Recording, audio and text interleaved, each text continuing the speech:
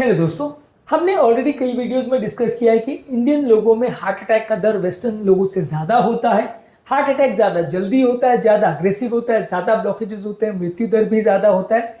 और even without risk factors यानी non smoker, normal weight वाले लोगों में भी हार्ट अटैक ज़्यादा देखने को मिलता है। ये सारे ट्रेंड्स बहुत ज़्यादा डिस्टर्बिंग है और हमें इसे चेक करने के लिए प्रेरित करते हैं कि हमारी पॉपुलेशन ज़्यादा रिस्क पे है। हमें और ज़्यादा सतर्कता रखनी पड़ेगी यदि हम अपनी बीमारी को बचाना चाहते हैं, अपनी हेल्थ को इंप्रूव करना चाहते हैं। आज डिस्कस करेंगे आज के वीडियो में कि क्या क्या हम कर सकते हैं, कौन कौन से ऐसे रिवर्सिबल या मॉडिफाइबल चीज़ें हैं जिसको अपनी लाइफ में अगर हम इम्प्लाई करेंगे तो हार्ट अटैक के रिस्क को सिग्निफिकेंटली कम कर सकते हैं, ब्लॉकेजेस और इस तरह की प्रॉब्लम्स के रिस्क को हम कम कर सकते हैं। तो कौन कौन से मॉडिफाइबल चीज़ें हैं जो हमारी मदद करेंगे हार्ट की प्रॉब्लम को इंडियन पॉपुलेशन में कम करने में, आज इस पर चर्चा करेंगे। टॉपिक पर जाने से पहले जो लोग हमारे चैनल पर नए हैं उन्हें रिक्वेस्ट करूंगा कि चैनल को सब्सक्राइब करें। हमारे चैनल का पर्पज है लोगों को हेल्दी बनाना, हेल्थ एजुकेशन के द्वारा, और उस मिशन में आप हमारे सहभागी बन सकते हैं। चैनल को सब्सक्राइब करके, वीडियोस को लाइक करके, कंटेंट को फ्रेंड्स फैमिली के साथ शेयर करके, टॉपिक के दौरान कुछ इंटरेस्टिंग पॉइंट्स, कुछ साइंटिफिक फैक्ट्स और स्टडीज, कुछ प्रैक्टिकल यूटिलिटी की बातें और हमारी ओपिनियन वर्डिक्ट क्या है इस बारे में सारी चीज़ आपको बताऊंगा, इसलिए बने रहिए हमारे साथ एंड तक। चलिए शुरू करते हैं।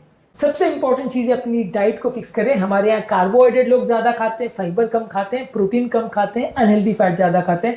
तो आपको इसका बिल्कुल उल्टा करना है, यानी कि रिफाइंड कार्बोहाइड्रेट यानी चावल की बनी हुई चीज़ों को लगभग बंद कर दीजिए, वाइट राइस खासकर। इसके अलावा मैदे की बनी हुई चीज़ें लगभग बंद कर दीजिए, जितना कम आप इसको लेंगे उतना ज़्यादा अच्छा है। मैदे का प्रोडक्ट्स बिल्कुल ही बंद कर दीजिए, शुगर को बहुत कम कर दीजिए। मीठे चीज़ें, इनफैक्ट नेचुरल शुगर्स वाली चीज़ें भी बहुत हेल्दी नहीं होती है, तो जितनी ज़्यादा मीठी चीज़ें आप खाओगे उतना ज़्यादा प्रॉब्लम है। हमारे इंडियंस में मीठी चीज़ें खाने का ट्रेंड बहुत ज़्यादा है, कुछ मीठा हो जाए एक डिक्टम जैसा बन गया, एक कल्चर जैसा हो गया कि हर चीज़ों में लोग मीठा खाते हैं। लोगों का खाना भी मीठे के बिना कंप्लीट नहीं हो पाता है। तो रिफाइंड कार्बोहाइड्रेट जिसमें मैदा, राइस और शुगर है, ये तीनों चीज़ों को आपको पूरी तरह कट डाउन करना है। जितना कम करेंगे उतना आपको फायदा मिलेगा, उतना प्रॉब्लम्स होने का चांस कम हो जाएगा। इसके अलावा आपको फाइबर ज़्यादा मात्रा में खाना है। इसमें सब्जियां, फ्लैक्स सीड, चिया सीड, ये सारी चीज़ें आपको ज़्यादा खानी है। जितना ज़्यादा आप खाने में फाइबर खाओगे वो उतना आपके वजन को भी कम करने में मदद करेगा, हेल्थ को भी इम्प्रूवाइज करने में मदद करेगा। तो फाइबर वाली चीज़ें ज़्यादा खानी है। बहुत सारी दूसरी बीमारियों में भी मदद करता है, पर हार्ट में भी डेफिनेटली मदद करता है। इसके अलावा प्रोटीन वाली चीज़ें, चाहे अंडा है, फिश है, पनीर है, दालें हैं, अंकुरित चीज़ें हैं, लीन या फैट फ्री मीट है, ये सारी चीज़ें आपको ज़्यादा खानी है। हाई प्रोटीन डाइट यहाँ पे इंडियन लोगों की पॉपुलेशन में बहुत कम देखने को मिलता है। प्रोटीन पर फोकस करिए, खाने की में प्रोटीन की मात्रा को जितना ज़्यादा बढ़ा सके वो ज़्यादा अच्छा है। हाँ, लेकिन ये है कि अगर आपको ऑलरेडी किडनी का प्रॉब्लम है और किडनी फेलियर पर है तो फिर आपको थोड़ा सचेत रहना पड़ेगा। पर अदरवाइज ज़्यादातर 95 to 99% लोगों के लिए प्रोटीन इंटेक ज़्यादा रखना अच्छा है। इनफैक्ट किडनी के भी कई तरह के पेशेंट्स ऐसे होते हैं जिसमें प्रोटीन इंटेक से फायदा मिलेगा, तो इसलिए प्रोटीन इंटेक को ज़्यादा रखिए। खासकर जो हेल्दी या फैट फ्री प्रोटीन है उस पर ज़्यादा फोकस करिए। इसके अलावा हेल्दी फैट जैसे ऑलिव ऑयल, घी, नारियल तेल, नट्स और सीड्स, इनको ज़्यादा लीजिए।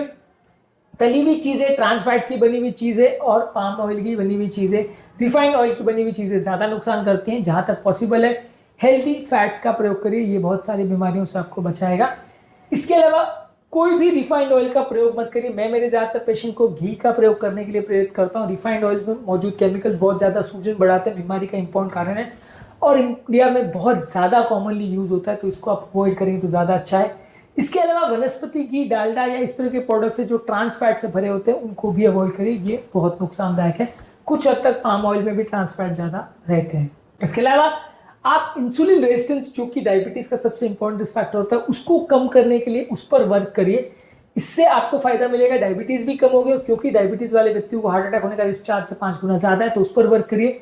इसको कम करने का सबसे बेस्ट तरीका है इंटरमिटेंट फास्टिंग, जिससे आप अपने डायबिटीज़ को भी कम कर सकते हैं, वजन को कम कर सकते हैं और अपनी इंसुलिन रेजिस्टेंस को भी कम कर सकते हैं। लेकिन इसको कम करने के लिए क्या क्या करना है, इंटरमिटेंट फास्टिंग क्या होता है, ऑलरेडी हमारे चैनल पर बहुत सारे इसके वीडियोज़ हैं, पूरा चैनल ही इसका अवेलेबल है, आप उसको डिटेल में देख लीजिएगा।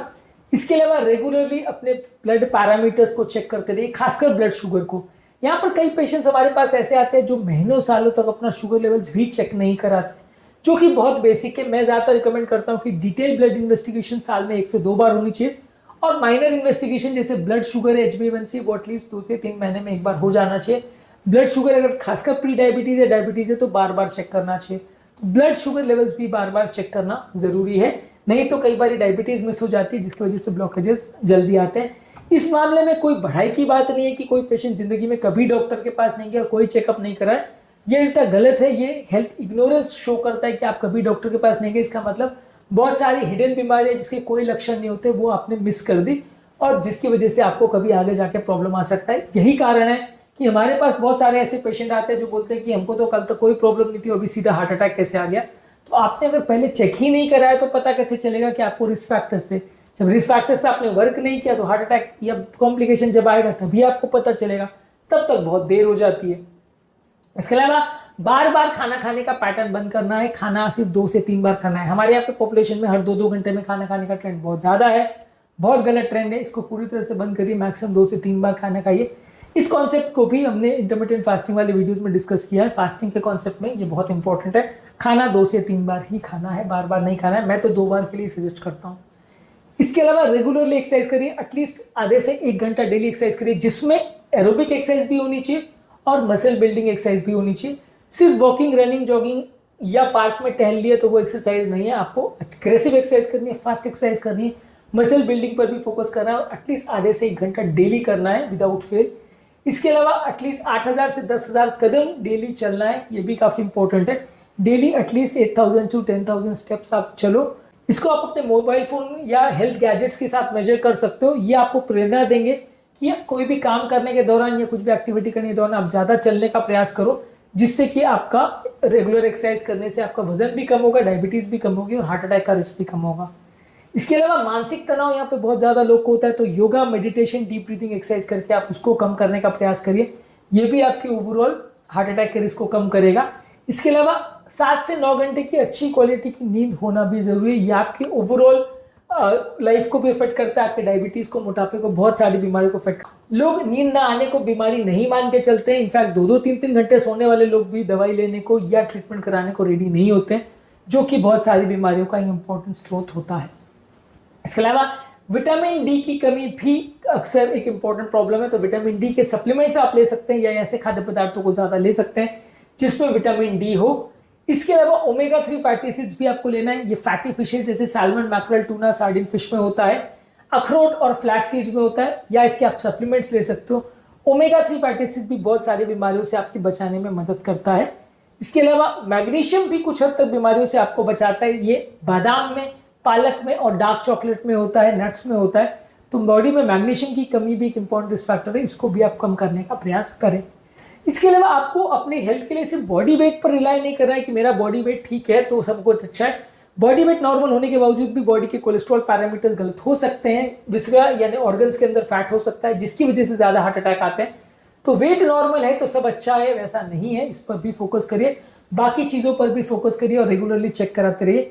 इसके अलावा एडवांस लिपिड प्रोफाइल जिसमें HSCRP, लाइपोप्रोटीन ए और ApoB मार्कर्स भी चेक किए जाते हैं, उसको भी चेक कराइए। सिंपल लिपिड प्रोफाइल भी अक्सर लोग यहाँ नहीं कराते, पर एडवांस वाले कराएंगे तो एटलीस्ट आपको और ज़्यादा पता चलेगा कि आपको अपने हेल्थ के लिए और क्या क्या चीज़ों पे वर्क करना है, और आप अपने जो कार्यक्रम कर रहे हो या जिस तरह से इम्प्रोवाइज करने का प्रयास कर रहे हो वो सक्सेसफुल हो भी रहा है या नहीं, ये भी आपको बेटर वे में पता चलेगा।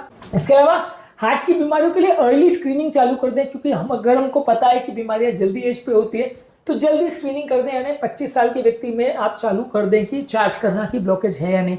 आप वेट मत करिए कि व्यक्ति 35 या 50 का होगा उसके बाद आप जांच करना चालू करोगे, ऐसा मत करिए। 25 साल की आयु में भी अगर कोई व्यक्ति अगर प्रॉब्लम लेके आता है या रिस्क फैक्टर्स लेके आता है तो उसकी जांच होनी चाहिए और देख लेना चाहिए कि उसको बीमारी का कोई रिस्क फैक्टर तो नहीं है। अगर रिस्क फैक्टर मिलता है तो आप उस पर वर्क कर सकते हो। यदि आपको अच्छा भी लग रहा है तो भी अपने एनुअल ब्लड चेकअप्स और एनुअल हेल्थ चेकअप्स को मिस मत करिए, उनको रेगुलरली कराते रहिए। इससे बहुत सारी हिडन बीमारियां पकड़ में आ जाती है, जिसकी वजह से अक्सर लॉन्ग टर्म कॉम्प्लिकेशंस बचाए जा सकते हैं।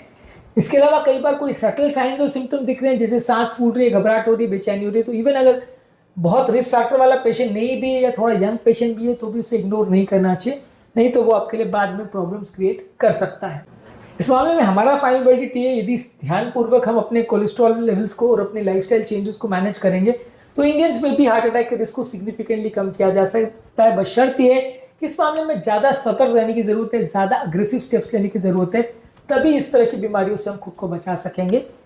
आज के टॉपिक में हमने बात करी कि इंडियन पॉपुलेशन को हार्ट अटैक के रिस्क को कम करने के लिए क्या क्या चीज़ों पर ज़्यादा ध्यान रखना चाहिए उम्मीद करूंगा कि आज के टॉपिक में कुछ नई बातें जानने को मिली होगी। ये टॉपिक आपको कैसा लगा कमेंट सेक्शन में लिखकर हमें बताएं।